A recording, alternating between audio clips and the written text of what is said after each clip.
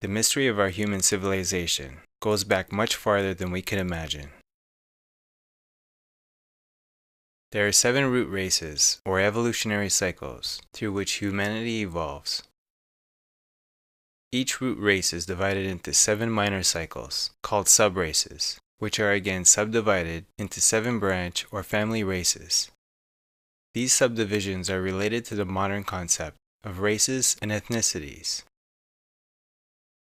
It must be stressed that the subraces refer to cultural qualities and not to the level of evolution of the soul. They are different evolutionary stages that humanity as a whole goes through successively.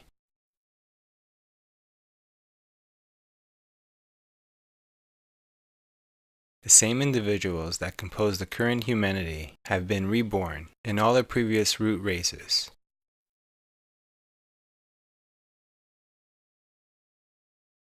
The root races are stages in human evolution in the esoteric cosmology of Theosophist Helena Petrovna Blavatsky, as described in her book, The Secret Doctrine, in the year 1888. These races existed mainly on now lost continents. According to Blavatsky's writings, there will be 7 root races assembled on Earth. Each root race is divided into 7 subraces. Only 5 root races have appeared so far. The 6th root race is expected to emerge in the 28th century. We are presently at the 5th stage, referred to as the Aryans. The word Aryans means noble in Sanskrit. It is unfortunate that the term Aryan was adopted and perverted by Hitler and his intellectual predecessors, fantasies of an Aryan Superman, and is still used today by right-wing, white power extremists. Hitler and his inner circle also perverted some genuine ancient symbols, like the swastika, an ancient Sanskrit symbol.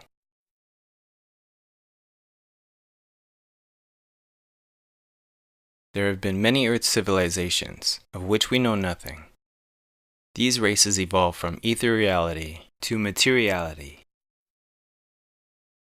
So every living organic species of animals and vegetation changes with every new root race.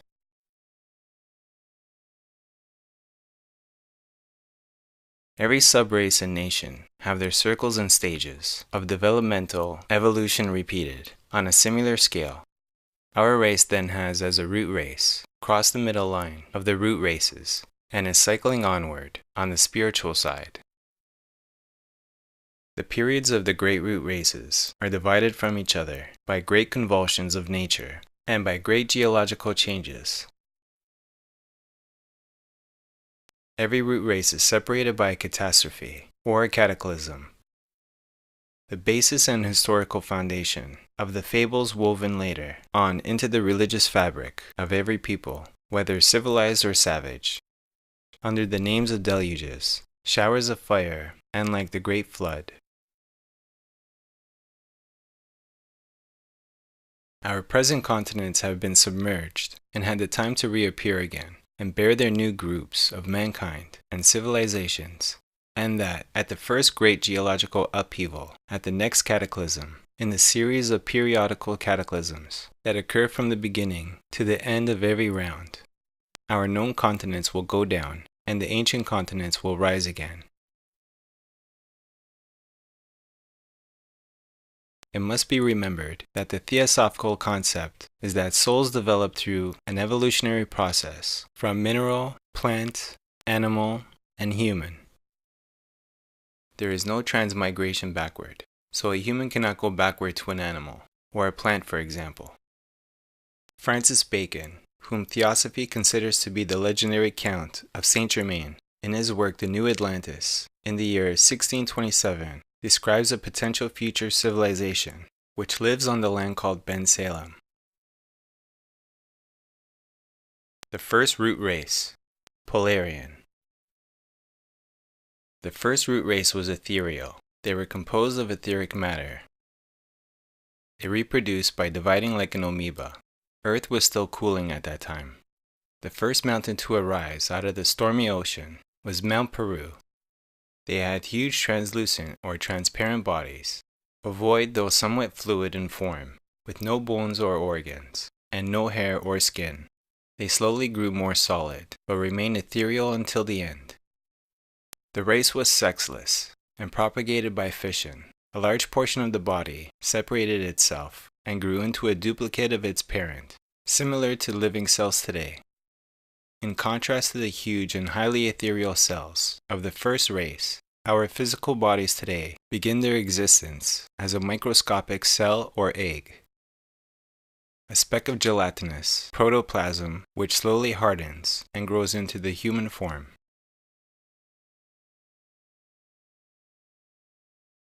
The second root race, Hyperborean. The second root race lived in Hyperborea. They were semi-astral beings, but grew denser and more opaque with each passing age.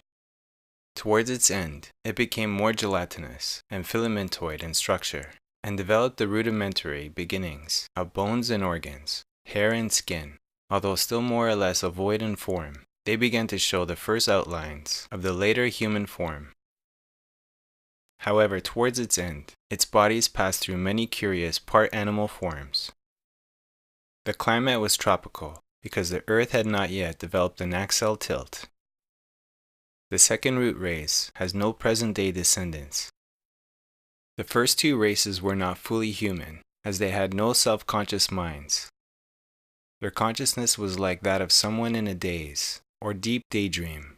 They were guided by spiritual instinct, and were mentally much like children. The third root race, Lemurian.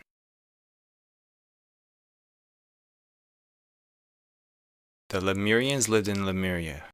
According to theosophists, existed in a large part of what is now the Indian Ocean, including Australia, and extending into the South Pacific Ocean. Its last remnants are the Australian continent, the island of New Guinea, and the island of Madagascar. Modern theosophists sometimes identify Lemuria with the actual ancient supercontinent of Gondwana. Others may refer to it as Mu. Lemuria sank gradually and was eventually destroyed by erupting volcanoes. According to traditional theosophy, the Lemurian root race began 34.5 million years ago, in the middle of what was then believed to be the Jurassic. Thus, the people of Lemuria coexisted with the dinosaurs. The early third root race was hermaphrodite, or androgynous. The Lemurians were the first with physical bodies. They were described as a race of three-eyed giants and inhabited a lost continent of Lemuria. The first three subraces of the Lemurians reproduced by laying eggs, but the fourth subrace, beginning 16.5 million years ago, began to reproduce like modern humans. The Lemurians were endowed with a third eye at the top of the head. It was in fact the first eye, the two front eyes developing later. It is also known as the Eye of Shiva, the Wisdom Eye, or the Diva Eye. It was originally an organ of both physical and spiritual vision. With the development of increasingly material bodies and the separation of the sexes, the eye began to lose its power. It gradually petrified and finally disappeared from the outward anatomy of humans in the middle of the third subrace of the Atlanteans. Some describe the third eye of the Cyclops to be the pineal gland of the brain, or what today is known as the third eye of modern humans.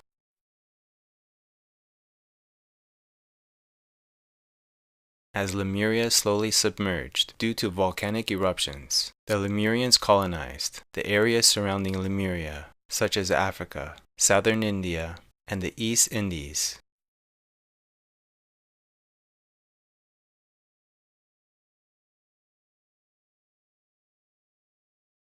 The fourth root race, Atlantean. The fourth root race starts with a race of two-eyed giant humans, beginning about 60 feet tall, then decreasing to 20 to 30 feet tall, which got progressively smaller, until they reached modern human size.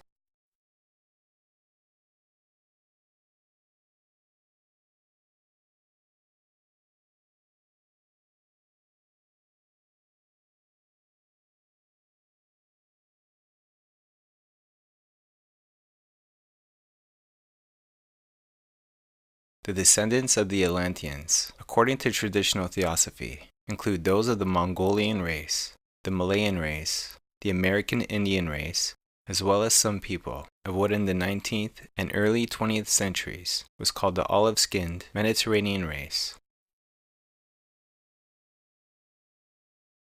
The civilization of Atlantis. During the long period of time when Atlantis was ruled by the Toltecs, the ancestors of the Amerindians, the civilization of Atlantis was at its height. This was the period between 1,000,000 and 900,000 years ago, called the Golden Age of Atlantis. The Atlanteans had many luxuries and conveniences. Their capital city was called the City of the Golden Gates. At its height, it had 2,000,000 inhabitants. The Atlanteans had airships, powered by the vril, that could seat 2 to 8 people.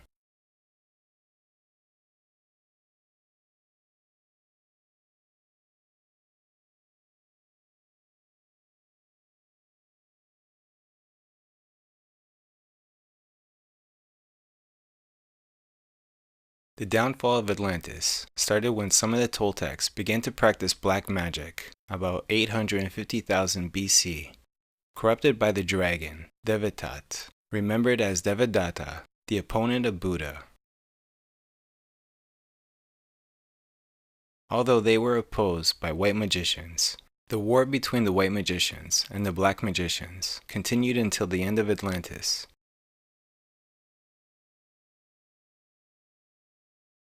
The masters of the ancient wisdom telepathically warned their disciples, the white magicians, to flee Atlantis in ships while there was still time to get out before the final cataclysm.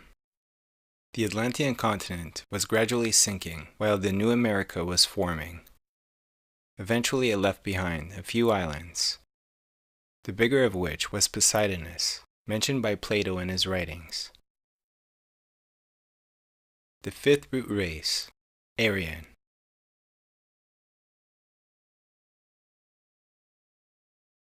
Blavatsky asserted humanity was in the fifth root race, or Indo-European humanity, and like all major new races, received guidance from divine instructors. Since then, a series of migrations have taken place, and many civilizations have come and gone. This age of rapid material progress will last for another 427,000 years. The present-day ethnic group most closely related to the new race is the Kabyle. The bards of the new white root race poetically referred to the new race as being moon-colored. A small group of these Aryan migrants from Atlantis split from the main body of migrants and went south to the shore of an inland sea, a verdant and lush Sahara, where they founded the City of the Sun. The main body of migrants continued onward to an island called the White Island, in the middle of what was then an inland sea, in what is now called the Gobi Desert, where they established the City of the Bridge. The City of the Bridge was constructed directly below the etheric city called Shambhala, where theosophists believe the governing deity of earth, Sanat Kumara, dwells. Thus, the ongoing evolution of the Aryan root race has been divinely guided by the being theosophists call the Lord of the world. The seeds of the sixth root race are already being sown, largely in the Americas, and will become fairly numerous towards the end of the Kali Yuga, subraces of the Aryan root race. The constituent subraces of the Aryan fifth or present root race include the following.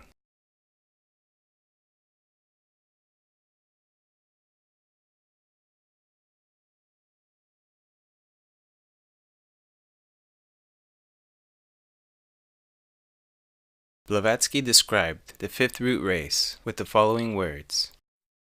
The Aryan races, for instance, now varying from dark brown, almost black, red-brown, yellow, down to the whitest creamy color, are yet all one of the same stock.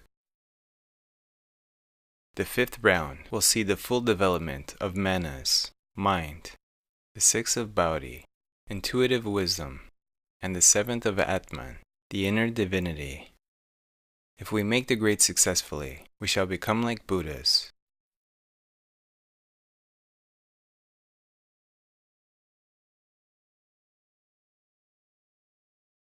The sixth root race, Seal.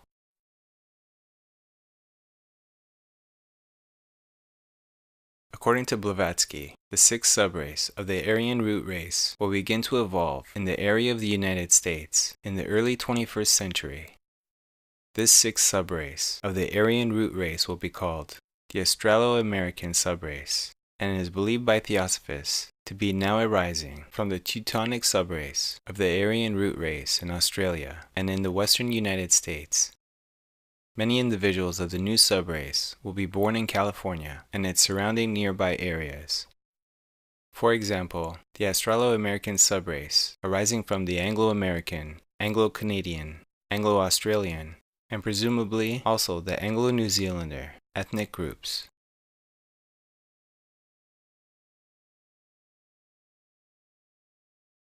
The sixth, or Australo-American subrace, will possess certain psychic powers, and for this the pituitary body will be developed, thus giving us an additional sense, that of cognizing astral emotions in the ordinary waking consciousness. We may say that in general, the sixth subrace will bring in wisdom and intuition, blending all that is best in the intelligence of the fifth subrace and the emotion of the fourth.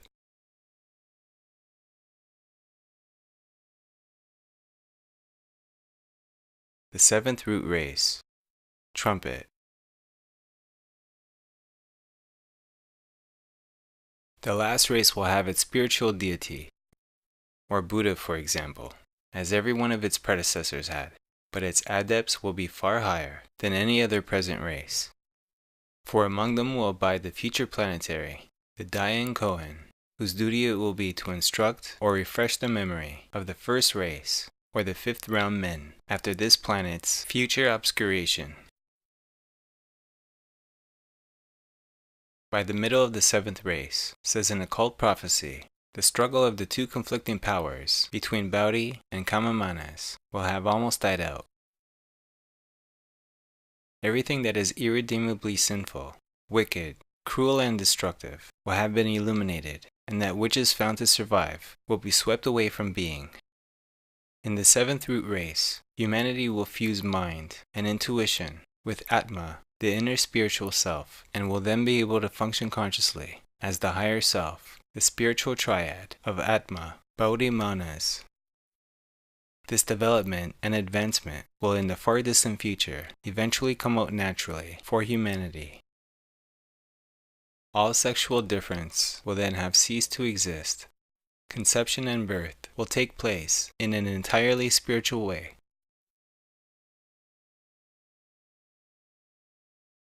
We are currently only halfway through the progress of our planetary scheme, and that the majestic climax and the end of the root races for humanity is not destined to occur until the end of the seventh root race, of the seventh round, of the seventh globe, of the seventh chain, billions of years from now.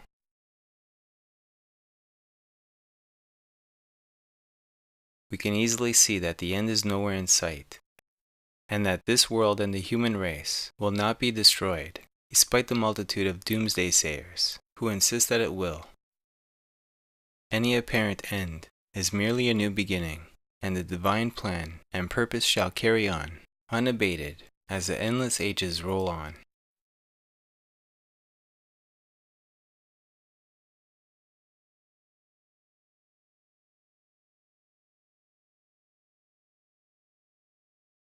At the end of the seventh root race, Trumpet, the human period of activity on Earth will cease.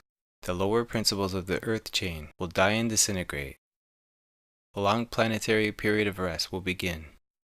After this period of nirvana, we shall become the guides of humanity and lower entities on the next embodiment of the Earth chain.